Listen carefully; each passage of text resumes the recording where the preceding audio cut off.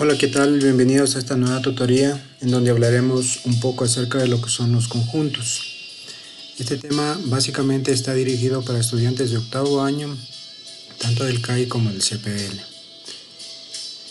Pues bien, en primer lugar vamos a hablar acerca del concepto de un conjunto. Un conjunto no es más que una agrupación o colección o reunión de varios elementos de un mismo tipo que comparten características en común o tienen algún tipo de propiedad semejante. Los objetos que forman parte de un conjunto son llamados elementos. Por ejemplo, tenemos aquí un conjunto de personas conformados por hombres y mujeres. Aquí, por ejemplo, tenemos otro ejemplo, en este caso, un conjunto de prendas de vestir, en donde encontramos pantalones, camisas, camisetas, zapatos, medias, etc. Y finalmente, un conjunto de frutas, en las cuales pues tenemos de varios tipos, manzanas, naranjas, peras, etc. Cada uno de ellos comparten características en común. En este caso, el conjunto frutas, acá el conjunto prendas de vestir y aquí el conjunto de personas. ¿Cómo se determina o cómo se escribe un conjunto? Por lo general se lo representa con una letra mayúscula del alfabeto, puede ser cualquiera, y los elementos del conjunto colocados entre llaves, separados con coma o con punto y coma. Por ejemplo, el conjunto de las vocales, el cual estará conformado por A, E, I o U, que son todas las vocales que conocemos. El conjunto viene nombrado con la letra del alfabeto V y los elementos, como ustedes ven aquí, encerrados entre llaves, cada uno de ellos separados con comas. Otro ejemplo, los dedos de la mano. El conjunto de dedos de la mano conformados por pulgar, índice, medio, anular y meñique. Son todos los dedos de la mano. El nombre del conjunto, en este caso con una letra mayúscula. ¿Sí? En cuanto tiene que ver la relación de pertenencia, no es más de la relación que existe entre los elementos y un conjunto. Por lo general, si un elemento pertenece a un conjunto, se utiliza el símbolo pertenece, que tiene la forma de una E un poquito más redondeada y estirada. En cambio, para determinar que un elemento no pertenece a un conjunto, se utiliza el mismo símbolo, pero tachado con una línea de arriba hacia abajo. Por ejemplo, sea el conjunto M conformado por los elementos 2, 4, 6, 8, 10. En este caso son 5 elementos que conforman este conjunto. Yo puedo establecer varias relaciones de pertenencia. Por ejemplo, aquí decir que el 2 pertenece al conjunto M. Cuando escribo de esta forma, se lee tal y cual acabamos de indicar. 2 pertenece al conjunto M. El 6 pertenece al conjunto M. El 10 pertenece al conjunto M. En cambio, si digo 5, o mejor dicho, si establezco la relación 5 pertenece a M, pues estaría cometiendo un error. Por lo tanto, utilizamos el símbolo de no pertenece y se lee 5 no pertenece al conjunto M. Estos dos símbolos, tanto el de pertenece como el de no pertenece, es muy importante tener en cuenta que solamente se utilizan para las relaciones de elementos a conjuntos. Determinación de conjuntos. Hay dos formas de establecer la determinación de conjuntos, por extensión y por comprensión. En primer lugar, por extensión. ¿Qué significa esto? Que nosotros vamos a detallar todos y cada uno de los elementos que conforman un conjunto, es decir, uno por uno. Por ejemplo, el conjunto de los números enteros pares mayores que 5 y menores a 10. Como conocemos, los números enteros son positivos y negativos. En este caso, como me está indicando que son mayores a 5, obviamente estamos hablando de números positivos. Y menores que 10, igualmente números positivos. ¿Cuáles son los números enteros mayores a 5 y menores a 10? En este caso, mayores a 5, 6, 7, 8 al infinito. Pero como me da la siguiente condición que dice menores también a 10, prácticamente todos estos se eliminan. Por lo tanto, nuestro conjunto de números enteros pares mayores a 5 estarían determinados por 6 y por 8, porque cumplen también la condición de ser pares. 7 y 9 no corresponderían. La forma que yo nombro mi conjunto, pues puedo utilizar cualquier letra del alfabeto. En este caso utilizo la letra A y entre llaves coloco los elementos 6 y 8, que son los que conforman este conjunto. Otro ejemplo, el conjunto de números enteros negativos impares mayores que menos 8. Como conocemos, los números enteros son positivos y negativos y también incluyendo el número 0, que es el punto de referencia o punto de partida. Los enteros negativos, ¿cuáles son? Los que están hacia la izquierda. Y en este caso me dice enteros negativos impares. Como sabemos, el punto de referencia aquí sería el menos 8. Como me dice que son mayores, reconocemos que todo número que está hacia la derecha corresponden a valores mayores al punto de referencia, que en este caso es menos 8, es decir, menos 7, menos 6, menos 5, menos 4, hasta el infinito. Como aquí tengo dos condiciones más, aparte de ser mayores que menos 8, me dice que son enteros negativos, es decir, solo corresponderían a los números de este segmento. Y aparte que solamente sean pares. Por lo tanto, ¿cuáles van a ser esos elementos? El 7, el 5, el 3 y el 1, obviamente valores negativos. La segunda forma de establecer un conjunto es por comprensión, en la cual se determina una característica o propiedad que cumplen los elementos de un conjunto determinado. Por ejemplo, P es un conjunto cuyos elementos son los números dígitos. Nosotros conocemos los números dígitos, por lo general los que vemos en un celular, ¿sí? Que están conformados por los números 0, 1, 2, 3, 4, 5, 6, 7, 8, 9. Con ellos podemos escribir cualquier tipo de número, ¿sí? Mi número, mejor dicho, mi conjunto, entonces lo determinaré de la siguiente forma. El conjunto P está determinado por todos los elementos X, tales que X es un número dígito. Esta forma de representar X con la barrita aquí y X acá también se utiliza para indicar que este conjunto está compuesto por todos los números en este caso, tal que cada número es un número dígito. Si yo coloco aquí, por ejemplo, el número 10, estaría cometiendo un error porque el 10 no cumple la condición de ser dígito. En este caso leemos, P es un conjunto formado por los elementos X, tal que X es un número dígito. Como habíamos dicho anteriormente, por extensión serían entonces 0, 1, 2, 3, 4 hasta el 9. Otro ejemplo. Expresar por extensión y por comprensión el conjunto de días de la semana. Muy bien. En primer lugar, por extensión estaríamos determinando el conjunto de, que sería referente a días, está compuesto por lunes, martes, miércoles, jueves, viernes, sábado y domingo. En total son los 7 días que componen la semana. Si deseo establecer por comprensión, entonces cambiaríamos un poco la redacción y diríamos, el conjunto de está compuesto por todas las X tal que X es un día de la semana. ¿Cuáles son los días de la semana? Los que habíamos comentado anteriormente. Entonces las dos formas de representar un conjunto son válidas. ¿Cuál es la que nosotros debemos trabajar? Pues la que nos pida exactamente el problema. Expresar por extensión y por comprensión el conjunto de los números naturales pares. Por extensión, como indica, debo detallar cada uno de los elementos del conjunto de los números naturales pares. Los números naturales recordemos que son del 1 al infinito y al momento de decirme pares únicamente marcaría 2, 4, 6, 8, 10 y esto seguiría hasta el infinito, es decir, no tendría fin.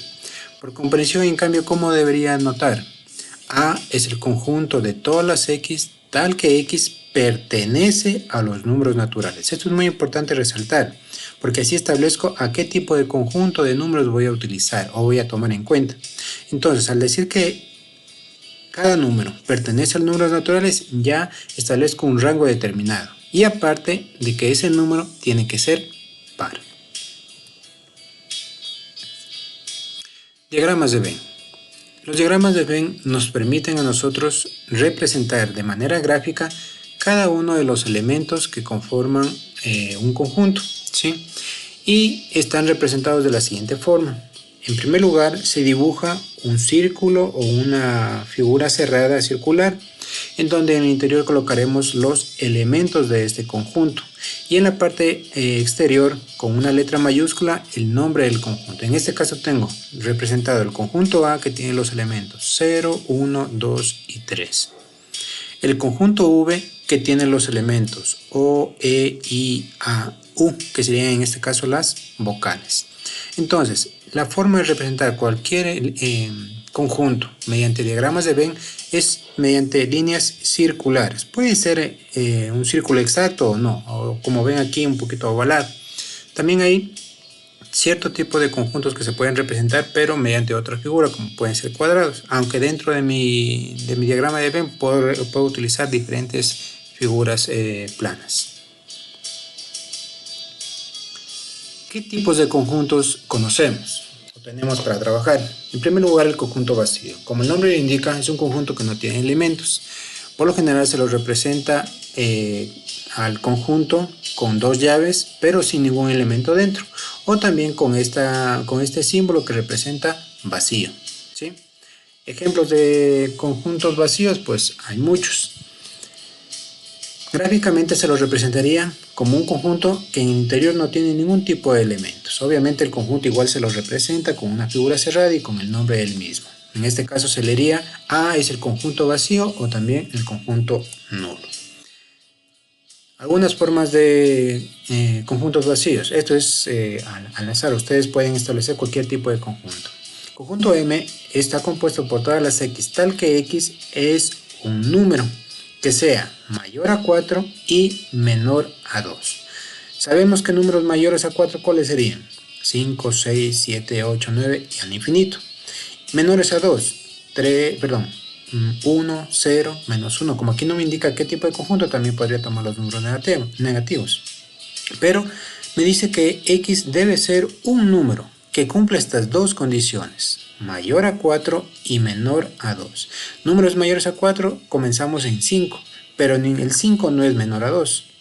Números menores a 2, el 1, pero el 1 no es mayor a 4, es decir, no hay ningún tipo de número que cumple estas dos condiciones de aquí. Por lo tanto, este conjunto M será vacío. Siguiente ejemplo, P está compuesto o es el conjunto formado por todas las X, tal que X pertenece a los números naturales. Aquí ya me da un rango, digamos, de números o estableciendo un conjunto determinado de números. Y aparte que el número sea negativo. En este caso, por ejemplo, no tengo ningún número natural que sea negativo. Recuerden que los números naturales empiezan en 1, 2, 3 al infinito y ninguno de esos valores va a ser negativo. Si quisiera un número negativo tendría que cambiar al conjunto de números enteros. Por lo tanto, el conjunto P también sería un conjunto vacío. Y finalmente, F es un conjunto formado por todas las X, tal que X pertenece al conjunto de los números enteros. Aquí miren, ya cambiamos el tipo de conjunto y me dice que X por 0 tiene que darme un valor mayor a 0. Sabemos que todo número, sea positivo o negativo, multiplicado por 0 me va a dar 0. Es decir, no va a ser mayor a 0. Por lo tanto, no va a existir ningún valor numérico en el conjunto de números enteros que multiplicado por 0 me dé un número más grande que 0. En este caso, los tres conjuntos serán vacíos. Recuerden que los puedo representar el vacío con este símbolo o también con las llaves abiertas y cerradas, sin ningún elemento dentro del mismo. El siguiente tipo de conjuntos es el conjunto unitario, como el nombre lo indica, el que tiene un solo elemento. Gráficamente se lo representaría como en este caso el conjunto B, que tiene dentro de sí un elemento que sería el 5. Ejemplos de conjuntos unitarios. F es el conjunto de todas las X tal que 2 por X más 6 es igual a 0. Como vemos aquí tenemos una ecuación. Esta ecuación al momento de resolverla nos da una sola respuesta. En este caso, ¿qué número multiplicado por 2 y sumado 6 me da 0? Sabemos aquí que el 3 es un número que multiplicado por 2 me da 6, pero si lo sumo con 6 no me daría 0. En este caso sería menos 3 la respuesta. Menos 3 por 2, menos 6. Menos 6 más 6 se anulan entre los dos, 0. Respuesta entonces de F, menos 3. Otro ejemplo, G es el conjunto de todas las X, tal que X es la capital del Ecuador. Como conocemos, hay una sola capital del Ecuador, que en este caso sería Quito. Son conjuntos unitarios. Siguiente tipo de conjunto es el conjunto finito. Este tipo de conjunto cuenta con un limitado número de elementos, es decir, que yo puedo numerar cada uno de ellos. En este caso, E es el conjunto formado por todas las x tal que x es un número impar positivo y menor que 10. Como sabemos, los números impares positivos en este caso son 1, 3, 5, 7, 9. El 10 ya sería el límite, por lo tanto no contaría, y aparte que es par, no cuenta dentro de la condición que me plantea el ejercicio. N es el conjunto formado por todas las x, tal que x es un número entero, verán bien aquí, y x al cuadrado es igual a 4. ¿Qué tenemos aquí? Una potencia. ¿Qué número multiplicado dos veces me da 4? En este caso tengo dos respuestas, el 2 positivo y el 2 negativo. ¿Por qué? Porque 2 al cuadrado, 2 por 2, 4. Menos 2 al cuadrado, 2 por 2 serían 4. Y la ley de signos en la multiplicación, menos por menos, me da más. Por lo tanto, cumplen las dos condiciones. Tanto el conjunto E como el conjunto N son conjuntos finitos, porque yo puedo contar los elementos que tiene cada uno de ellos. En este caso, el conjunto E tiene 5 elementos y el conjunto N solamente tiene 2 elementos, pero los puedo contabilizar. Gráficamente, pues tendríamos, como en este caso, un conjunto con sus elementos fácilmente contables. En este caso, el conjunto C tiene los elementos A, E, O, 3 elementos en total. Continuando con los tipos de conjuntos, tenemos el conjunto infinito. Como el nombre indica, pues tendrá un número ilimitado de elementos, es decir, que no los puedo alcanzar a contar, ¿sí? Por ejemplo, aquí tenemos R es el conjunto de todas las x tal que x pertenece a los números enteros y x es menor a 2. Como sabemos, en la recta numérica, los números enteros son positivos y negativos. Los números menores a 2 serían a partir del 1, 0, menos 1, menos 2, menos 3, menos 4, al infinito. ¿Sí? Es decir, no sabría cuántos elementos tendría porque son cantidades que no se pueden contar. Ese es el conjunto de todas las x tal que x pertenece a los números naturales, ¿sí? Y es un múltiplo de 4. ¿Qué es un múltiplo en primer lugar? Un múltiplo es un número que multiplicado por cierto valor me da un valor diferente. Es decir, que tengo que utilizar en este caso una de las operaciones de la matemática. Y al ser múltiplos de 4, pues tendría que multiplicar por cada número natural. 4 por 1, 4. 4 por 2, 8. 4 por 3, 12. ¿Sí?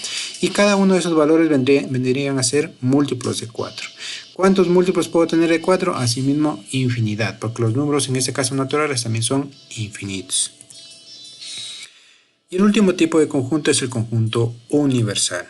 Este es un conjunto bastante especial porque hace referencia a cierto tipo de características que cumplen varios conjuntos a la vez. En este caso dice, es un conjunto referencial que contiene a todos los elementos de una situación particular. Generalmente se lo representa con la letra U. Esta va a ser la forma de identificar nuestro conjunto universal. Siempre que veamos una U, sabemos que estamos hablando de ese tipo de conjuntos. Se representa mediante un rectángulo que contiene todos los elementos de todos los conjuntos. Gráficamente lo tendríamos así. El conjunto U, que en este caso tiene la forma de rectángulo, contiene todos los elementos que vemos aquí, incluyendo a los elementos del conjunto A, ¿sí? Esa es la forma más común de utilizar o de representar el conjunto universal. Un ejemplo. Nosotros hasta la fecha hemos trabajado con 3 tipos de números. Números naturales, números enteros y números racionales. Son 3 tipos de conjuntos diferentes. Y cada uno de ellos tendrá sus números establecidos para trabajar con las operaciones básicas que conocemos. Entonces, mi conjunto universal estaría conformado por los 3 conjuntos de números, natural, entero y racional, ¿sí? Más adelante trabajaremos con más ejemplos de esto de los conjuntos de números, de los conjuntos universales. El siguiente tema es acerca de las relaciones entre conjuntos. Yo puedo establecer varias relaciones. La primera, de inclusión o contenencia. Un conjunto A está incluido en otro conjunto B si y solo si todo elemento de A también es un elemento de B. También se puede decir que A es un subconjunto de B. ¿Qué significa esto? Yo puedo decir que un conjunto está incluido dentro de otro siempre y cuando uno de los dos contenga todos los elementos del primer conjunto. ¿Cómo se lo escribe? Con este símbolo de aquí, o se lo denota, que se lee de diferentes formas. A está incluido en B, A es un subconjunto de B, A está contenido en B, o A es parte de B. Gráficamente, ¿cómo lo representaría? De la siguiente manera. Al decir que A está incluido en B, por lo tanto debería estar dentro del conjunto mayor, que en este caso es B. ¿Sí? Recuerden que este símbolo de aquí identifica la contenencia o inclusión. También podría decir, el conjunto A es un subconjunto de B. Como decimos sub, hablamos de algo menor, ¿sí? O está contenido en el conjunto B. Si por lo menos un elemento de A no pertenece a B, entonces se podría decir que A no está contenido en B. Miren la forma de representar la no contenencia. En este caso, este símbolo se utiliza solamente para comparar conjuntos. No es lo mismo que comparar la pertenencia, que era entre elementos y conjuntos. Gráficamente, ¿cómo representaría esto? Si A tiene un elemento que, por ejemplo, B no cuenta, no lo contiene entonces a B, por más que B sea muy grande, ¿sí? En este caso, dependiendo de cómo estén establecidos los elementos de cada conjunto, pues habrá veces en que, por ejemplo, se chocan como esta figura, o también pueden estar separados. Por lo tanto, no va a contener un conjunto no va a contener al otro. Los símbolos de inclusión, lo que les acababa de comentar hace un momento. Los símbolos de inclusión están contenidos, y no contiene o no está contenido, se utilizan únicamente entre conjuntos. Como ven aquí, A y B son conjuntos, y entre ellos establezco la relación de contenencia o inclusión. En cambio, dice, mientras los símbolos de pertenencia, es decir, pertenece y no pertenece, se utilizan para las relaciones entre conjuntos y elementos, o mejor dicho, entre elementos y conjuntos. Igualdad de conjuntos. Dos conjuntos son iguales siempre y cuando tengan los mismos elementos. Suponiendo aquí dos conjuntos. El conjunto A está compuesto por todas las x, tal que x al cuadrado es igual a 9. ¿Qué número multiplicado dos veces me da 9? En este caso tengo dos respuestas. Menos 3, y más 3. ¿Sí? Y acá tenemos una ecuación en donde tenemos P es el conjunto de todas x, tal que x menos 3 multiplicado por x más 3 me da igual a 0. Despejando la fórmula, tendríamos que al momento que está esta multiplicación pasamos al otro lado, pasaría a dividir. 0 dividido para este elemento me quedaría en 0. Y como me quedó libre el primer binomio, al momento de pasar al otro lado pasaría con positivo, es decir, más 3. Y lo mismo al momento de dejar esta parte de la ecuación sin pasarle y trasladando eso al otro lado, el momento que pase este elemento aquí sería menos 3. En este caso, ambas ecuaciones tendrían las mismas respuestas, es decir, A tendría más 3 y menos 3, mientras que B tendría más 3 y menos 3. Por lo tanto, A y B son iguales. Gráficamente se representarían de esta forma. Conjunto A tiene los elementos más 3 y menos 3, y el B la misma cantidad de elementos. En este caso, B es un subconjunto de A. ¿Por qué? Porque tiene los mismos elementos, o está contenido en A. Y a su vez, A está contenido en B, porque tienen los mismos elementos. Algunas notas a tener en consideración. Todo conjunto está incluido en sí mismo, y es algo lógico. A está contenido dentro de A, ¿sí? Tal y como tenemos en esta expresión. Y el conjunto vacío está incluido en todo conjunto. Es decir, aquí también tendría un elemento más que sería el conjunto vacío. Conjuntos disjuntos. Son conjuntos que no tienen elementos comunes. En este caso, gráficamente representándolos, tendríamos que, por ejemplo, un conjunto A con los elementos 1, 3, 5, 7 y 9, y un conjunto B con los elementos 4, 6, 2 y 8. Que tenemos aquí números impares y acá números pares. ¿Tienen elementos en común? No tienen elementos en común. Por lo tanto, se dibujan de forma separada. y se establece que son conjuntos disjuntos. Estos tipos de representaciones que estamos viendo en este momento nos van a servir más adelante para realizar operaciones con conjuntos. Vamos a trabajar en estos momentos con un ejemplo, unos ejercicios para aclarar algunos aspectos de las tareas que van a tener que desarrollar más adelante. Veamos el primer ejemplo o el primer ejercicio. Dice: determine por extensión los siguientes conjuntos y luego represéntalos gráficamente en un diagrama de Venn. Muy bien. Y tenemos tres conjuntos, A, B y C. En primer lugar, leamos lo que dice el conjunto A. El conjunto A está formado por todas las x tal que x es un número natural y x es menor a 5. Como conocemos perfectamente, los números naturales empiezan de 1, 2 al infinito. Y números naturales menores a 5 serían 1, 2, 3 y 4. Esta sería la forma de representar por extensión. Recuerden que extensión significaba detallar cada uno de los elementos de un conjunto determinado. Vamos al siguiente punto que dice: el conjunto B está formado por todas las x tal que x es un número entero, ya cambia el conjunto, y x es mayor a menos 3 y menor a 3. Recordemos, nuevamente trabajando con la recta numérica, los límites que nos pone aquí. X es mayor a menos 3, es decir, el punto de referencia es menos 3 y los valores de x serán mayores, es decir, los que están hacia la derecha, que serían menos 2, menos 1, 0, 1, 2 al infinito. Y la siguiente condición dice que x es menor a 3, es decir, a 3 positivo. Los valores menores son los que van hacia la izquierda. Entonces estaría estableciendo una relación de los valores que están contenidos entre estos dos puntos, entre menos 3 y más 3. ¿Qué valores son esos? Menos 2, menos 1, 0, 1 y 2. Cumplen la condición. ¿Por qué no coloco a menos 3 o a más 3 aquí? Porque a esos son los límites y como el símbolo dice menor, no puedo incluirlo. Recuerden que que 3 no es menor a 3. 3 es igual a 3, no cumpliría la condición. Y por último dice, el conjunto C está formado por todos los x tal que x es un número natural y x es un múltiplo de 6 menor a 15. Como sabemos, los múltiplos, recuerden, se obtienen de multiplicar. 6 por 1, 6 sería el primer múltiplo. 6 por 2, 12. 6 por 3, 18. 6 por 4, 24 y así sucesivamente al infinito. Como dice menores a 15, entonces los números a partir del 18 en adelante se anularían. Por lo tanto, el conjunto C estará conformado por todos los números naturales, en este caso que cumplen la condición de ser múltiplos de 6 y menor a 15, 6 y 12.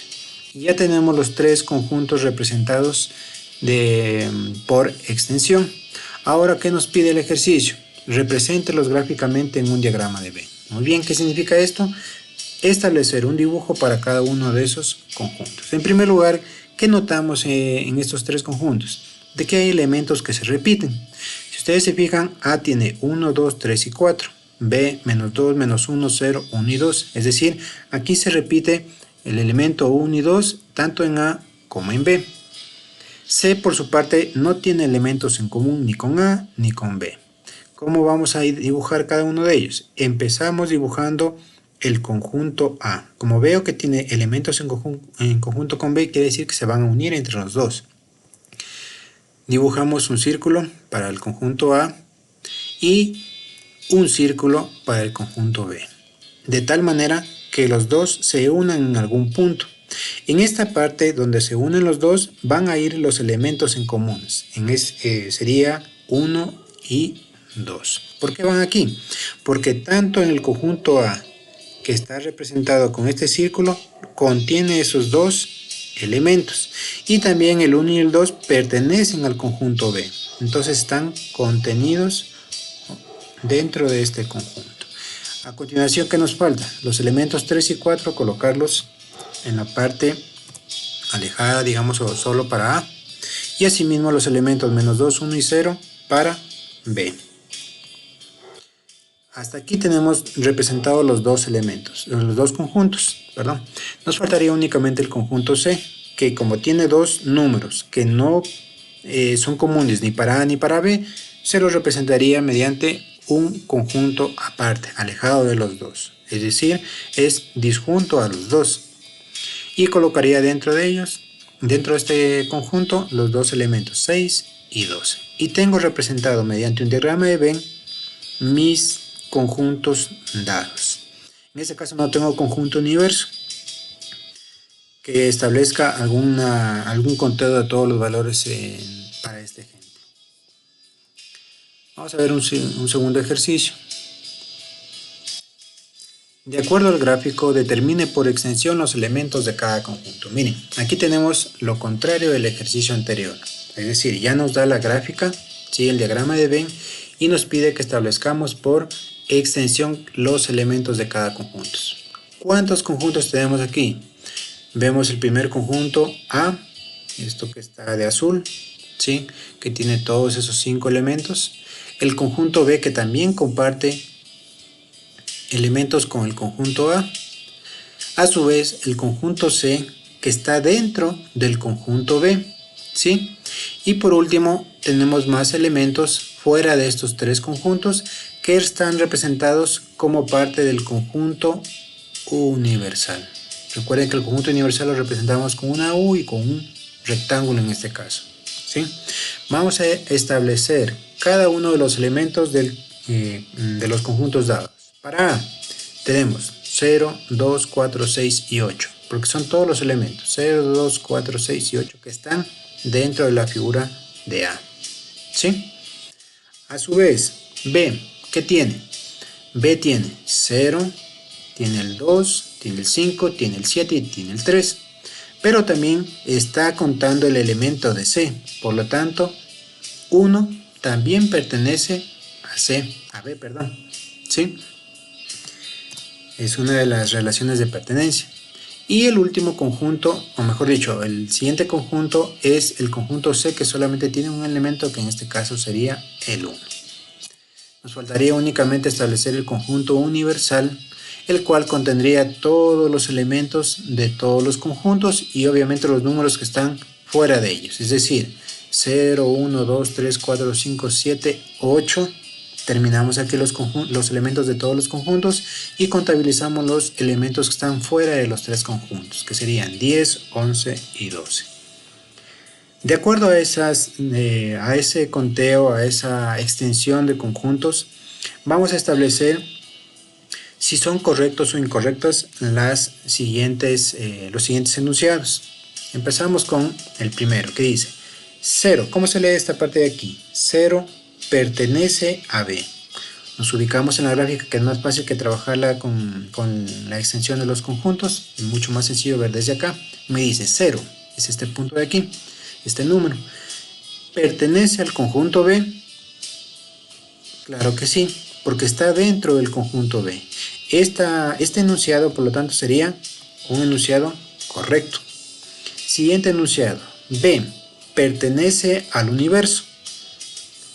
En este caso me pregunta, ¿este conjunto B, pertenece al universo, que es el rectángulo de aquí? Pues como habíamos dicho, este enunciado sería falso o incorrecto. ¿Por qué?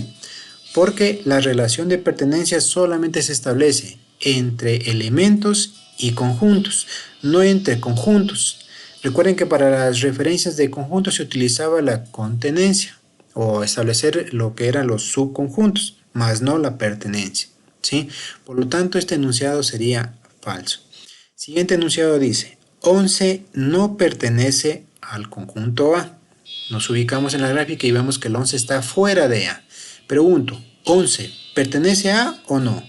En este caso no pertenece porque está fuera. Por lo tanto, este enunciado será verdadero o correcto. 1 pertenece a B. El elemento 1 está aquí dentro de C, pero también está contenido en el conjunto B. Por lo tanto, 1 pertenece a C. Es una afirmación, marco correcto. 4 no pertenece a C. El 4 está en la parte de acá. ¿Pertenece o no pertenece a C? Claro que no pertenece, porque C solamente tiene un elemento, que es el 1. Este enunciado será correcto, porque me está indicando que no pertenece. 4 no pertenece a C, claro que sí, no pertenece. 12 no pertenece a U. El elemento 12 me está indicando si pertenece al conjunto universal o el conjunto universo. En este caso, ¿por qué es falsa este enunciado? Porque 12 sí pertenece al conjunto U, ¿sí? Siguiente proposición. 1 está contenido o es subconjunto de C. Esto es similar a lo que habíamos preguntado acá. Recuerden que la contenencia se aplica solamente entre conjuntos. 1 no es un conjunto, 1 es un elemento de C.